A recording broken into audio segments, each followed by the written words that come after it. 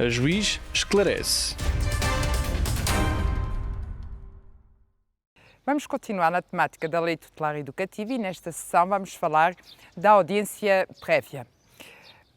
Já expliquei em anteriores sessões que o Ministério Público, quando não arquiva, não suspende provisoriamente o processo, portanto, quando prossegue para a fase jurisdicional, tem de elaborar um requerimento, que é o requerimento de abertura da fase jurisdicional, que deve obedecer a determinados requisitos.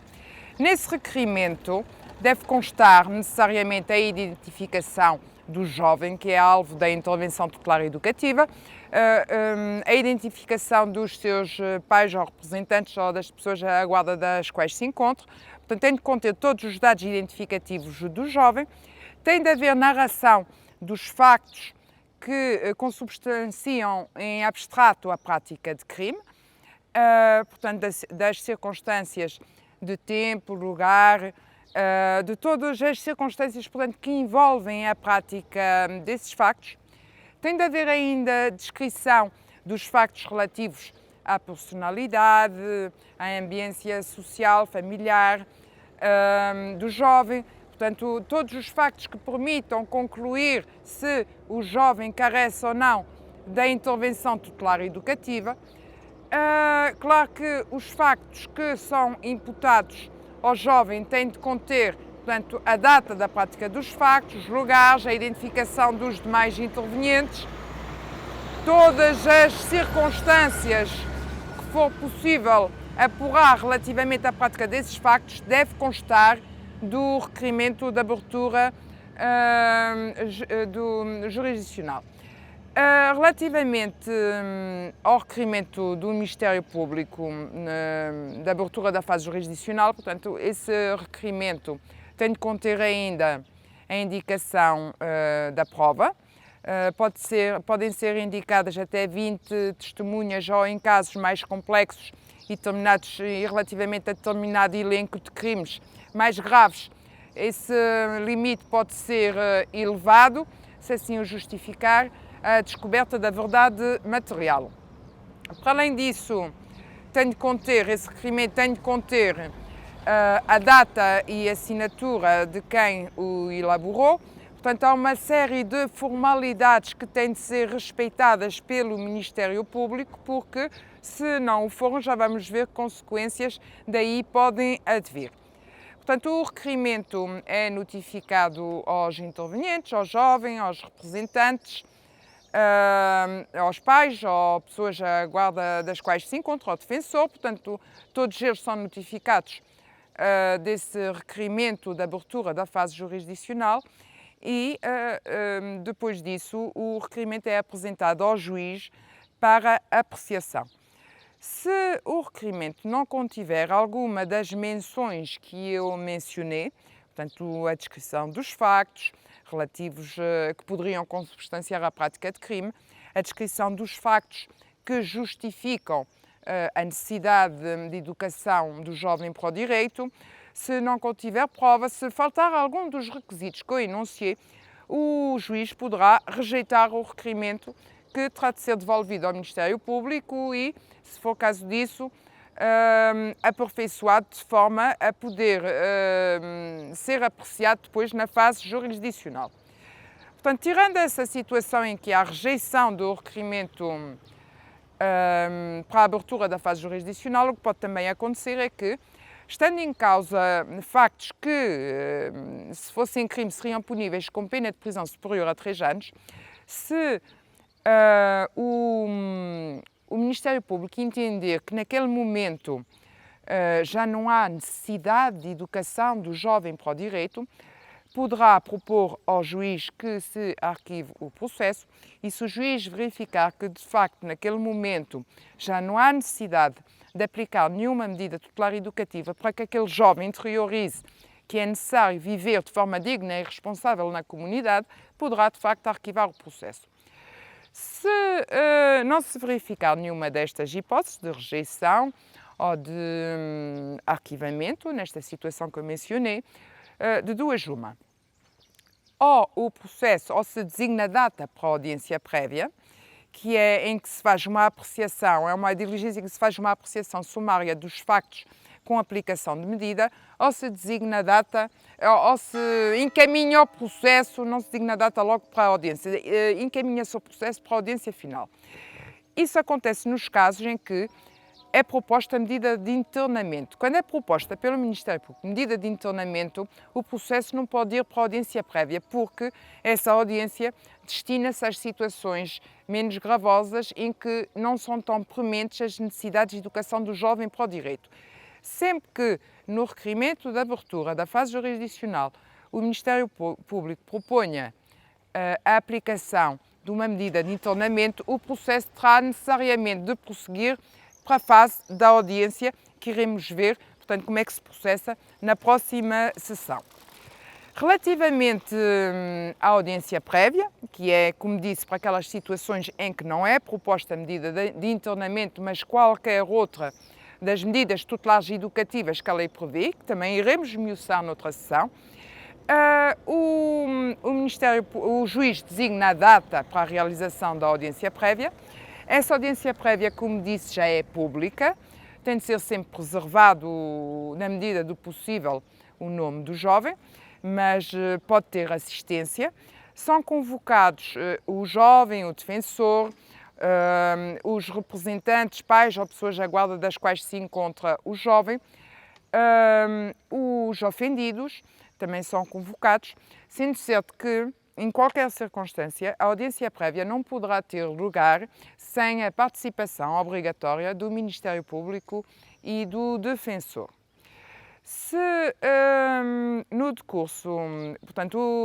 o jovem, os seus representantes, os pais ou pessoas à guarda das quais se encontra o jovem são notificados da data, podem requerer diligências de prova e alegar no prazo de 10 dias, podem requerer diligências instrutórias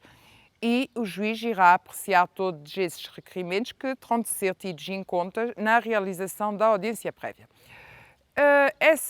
Nesta fase do processo, o juiz é obrigado a assegurar, em todo o caso, o exercício do contraditório, ou seja, facultar aos sujeitos que eu enunciei a possibilidade de se pronunciarem relativamente a todos os factos, relativamente a todas as medidas que são propostas, relativamente a tudo aquilo que tem apreciação no processo. Portanto, o juiz deve assegurar, em qualquer caso, que é permitido ao jovem, ao defensor, aos seus representantes, pais ou pessoas à guarda das quais se encontram, a possibilidade de se pronunciar relativamente a isso tudo. Para além disso, todos os meios de prova que irão ser tidos em conta pelo juiz terão de ser do conhecimento desses sujeitos processuais, portanto, têm de estar ao alcance deles, têm de ser dados a conhecer. E o que é que acontece na audiência prévia? O que pode acontecer é que, primeiro, o juiz tem de explicar ao jovem, numa linguagem clara e acessível, as finalidades da diligência. Tem de lhe explicar os factos que lhe são imputados, quer quanto ao crime, aquilo que seria crime, quer quanto aos factos relativos à sua personalidade que depois vão justificar as necessidades de educação para o direito. Terá de assegurar-se que o jovem compreendeu, portanto, o leque dos seus direitos e só depois é que será dada a palavra então ao jovem para exprimir, se assim o desejar, a sua posição relativamente ao objeto do processo. Se o jovem reconhecer que a medida que é proposta pelo Ministério Público é adequada e reconhecer a prática dos factos, e não houver, são ouvidos quanto a isso os seus pais, os ofendidos, toda a gente que está ali e que foi convocada para comparecer, e se houver concordância, é essa medida que fica logo aplicada. Pode haver necessidade, no decurso da audiência prévia, de diligências sumárias, relativamente aos factos que estão ali em discussão, ou quanto aos factos relativos à personalidade do jovem, e nesse caso essa prova é sumariamente produzida de forma a permitir ao juiz, portanto, tomar a decisão mais adequada perante os factos, qual é a medida mais adequada que permite assegurar as finalidades do processo. Pode acontecer que o jovem reconheça os factos todos que lhe estão imputados, mas diga esta medida é desproporcional ou é desajustada, e nesse caso poderá haver necessidade da produção desses meios de prova. O juiz tem de decidir de uma forma fundamentada, sempre, tem de elencar os factos que justificam a sua convicção, portanto, todos os factos relativos à prática do facto típico, portanto, o facto típico que seria crime se o jovem tivesse 16 anos à data da prática dos factos, os factos relativos à personalidade, que justificam as necessidades de direito, deverá indicar, fundamentar, portanto, em que meios de prova é que alicerça, então, a sua convicção de que aquela é a medida adequada e não aquela outra que estava proposta, ou porque é que, apesar da discordância do jovem quanto à medida, a proposta pelo Ministério Público é a mais adequada. Portanto, terá de haver na decisão, deverá ser perceptível para qualquer pessoa que a leia, o caminho que o juiz fez para entender que aquela medida é, de facto, a mais ajustada às necessidades educativas que o jovem apresenta. Se não for possível, naquela diligência, portanto, apurar os factos e houver necessidade do processo prosseguir, portanto, iremos ver na próxima sessão o que é que acontece. Portanto, tem de haver prosseguimento para uma fase posterior, que é da audiência, que é uma diligência mais formal. Relativamente a estas diligências, também há uma exigência de traje profissional, portanto, nestas diligências, o juiz, os funcionários, o magistrado do Ministério Público têm de envergar o traje profissional, a não ser que, por despacho fundamentado, o juiz entenda que o interesse do jovem, naquele caso concreto, não o aconselha, sendo certo que também o local da realização da audiência prévia poderá ser fora das instalações do tribunal, se o juiz também, em despacho fundamentar, justificar essa necessidade. Como disse,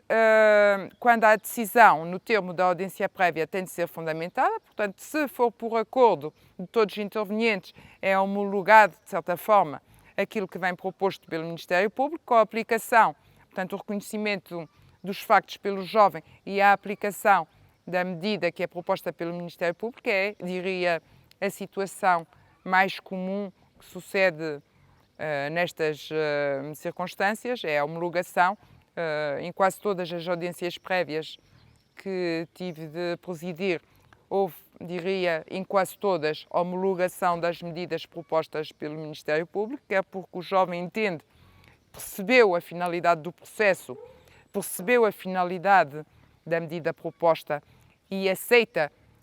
ser sujeito à mesma por reconhecer que tem, de facto, carências ao nível da educação para o direito e, na maioria dos casos, é isso que acontece. Portanto, de certa forma, uma homologação daquilo que vem proposto pelo Ministério Público e inicia-se,